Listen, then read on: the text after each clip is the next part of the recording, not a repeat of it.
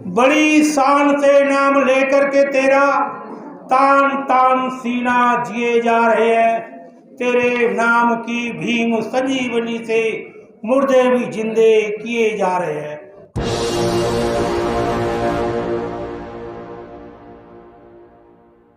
रामायण में एक चौपाई है कि दीन दयाल बिरज संभारी, हरो कलेश मम संकट भारी। एक बार उस परमात्मा का नाम ले लेते हैं तो सारे संकट कट जाते हैं। तो कवि क्या कहता है, अब कहाँ गए दीन दयाला, भक्तन के काट दे जाला। अब कहाँ गए दीन दयाला, भक्तन के काट दे जाला। कैसी कथा सुनाते हैं कि मोर द्वय का कुमर चीर कर खुद जिंदा कर दीना था, और रामचंद्र के घर के मर गए एक न जिंदा की ना था। नाथूराम गौड़ से गांधी मारे तब नहीं क्यों ख्याला, तब कहाँ गए दीन दयाला, भक्तन के काट दे जाला। गांधी तो हैरान कहते हुए मरे थे। साथियों, मैं बताना चाहता हूँ आपको कि हमारे लोग केवल अंधविश्वास में पड़े हुए, ये उनका धंधा है। और जिस दिन का धंधा बंद हो जाएगा, आगे कहते हैं हर दौलत कुंवर जहर से मर गए, मीरा ने जहर पचाया था, और द्रौपदी नगिन होन नहीं दीनी, आय के चीर बढ़ाया था। जब हिंदू ने डोला मुस्लिम लूटे, तब कहाँ गए वो कृपाला, भक्तन के काट दिए जाला, तब कहाँ गए दीन दयाला। भक्तन के काट दिए जाला, तब कहाँ गए दीन दयाला। अजमेर में हालत हुई, हजारों रानी कूद के मर गई।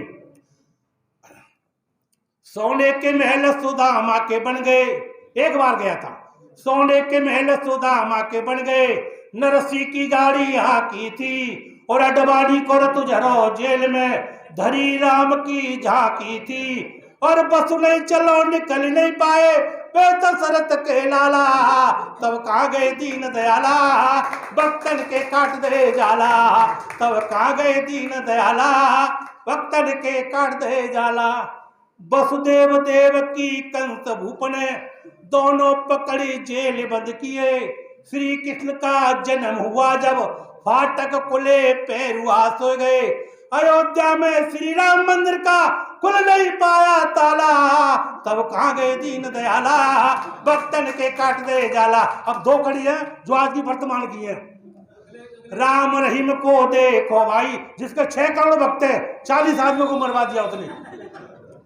राम रहीम को देखो भाई, नाम दान दे दर्शन रहो कराई।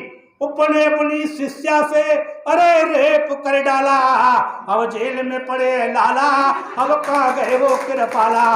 अब जेल में पड़े लाला, अब कहाँ गए वो कृपाला। आसाराम बाबू को देखो भाई, जयराम जी की के दर्शन रहो कराई। ऐसे करके जयराम जी करके फूल डालता था, जो लड़की सुंदर दिखती थी उधर फूल फेंकता था। जो उसके कर्मचारी थे उसे वो बाबा से मिलाते थे स्पेशल।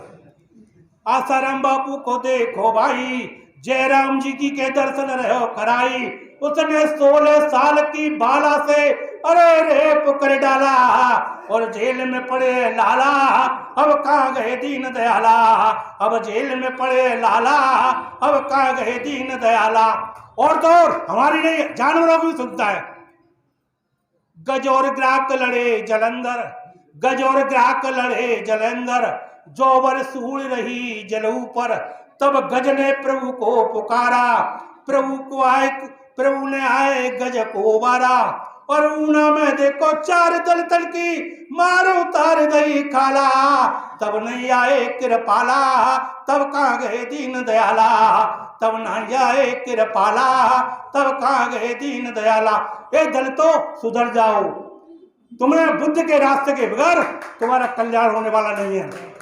गुंडे और कर्मचारी सब, गुंडे और कर्मचारी सब दीनन का खून चूसते हैं। आज भी ईश्वर कहाँ चले गए, जिन्हें सुमिरते और पूजते हैं।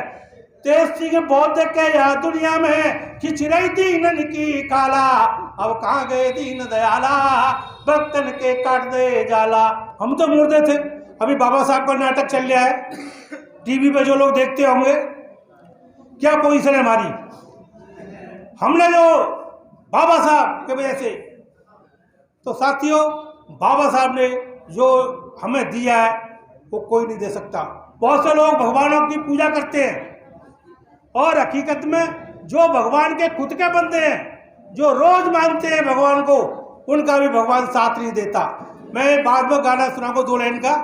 साथियों, आज हम जो ये मीटिंग करते हैं, जब बाबा साहब ने हमें सारी जिंदगी 1920 से लेकर 1956 तक एक एक दिन हमारे लिए काम किया, और 1935 में जब उन्होंने एक नासिक में सभा की, उस सभा में एक लेटर लिखा था। पहले 1932 में पूना पैक्ट होने के बाद उस पैक्ट में लिखा उन्होंने कि भाई अब भारत में समता आएगी। मैंने पूरा पैक्ट कर दिया है। तो जो हमारे शंकराचार्य थे, उनको एक लेटर लिखा बाबा साहब ने कि मैं ये चाहता हूं कि समाज में समता आए, तो उसके लिए आप एक शूद्र वर्ण से भी शंकराचार्य बना दीजिए। सन 1932 का लिखा हुआ लेटर सन 1935 में उसका जवाब आया। बाबा साहब नासिक में बोल रहे थे, तब उन्हें बताया कि बाबा साहब आपका एक लेटर आया है, जवाब है। बाबा साहब ने बैठे मंच में लेटर पढ़ा और लेटर को पढ़ के बड़े दुखी हुए।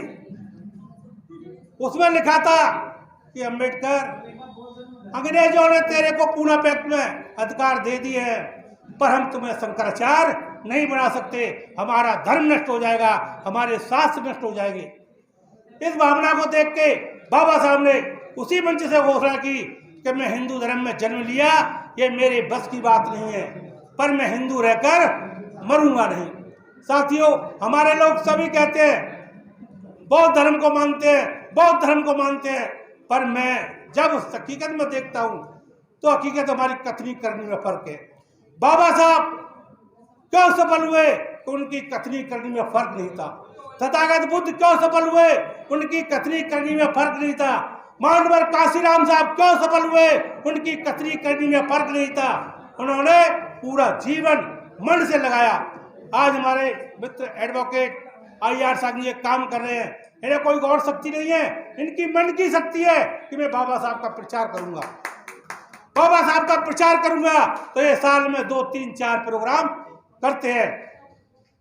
तो साथियों, यही बात मैं बताना चाहता हूं कि मन में जब तक नहीं आएगा कि मैं बौद्ध बनूंगा। सभी लोग बेचारी महिलाओं पे दोष देते हैं। हमारी बहन भी दोष दे गई कि भाई महिला नहीं मानती है।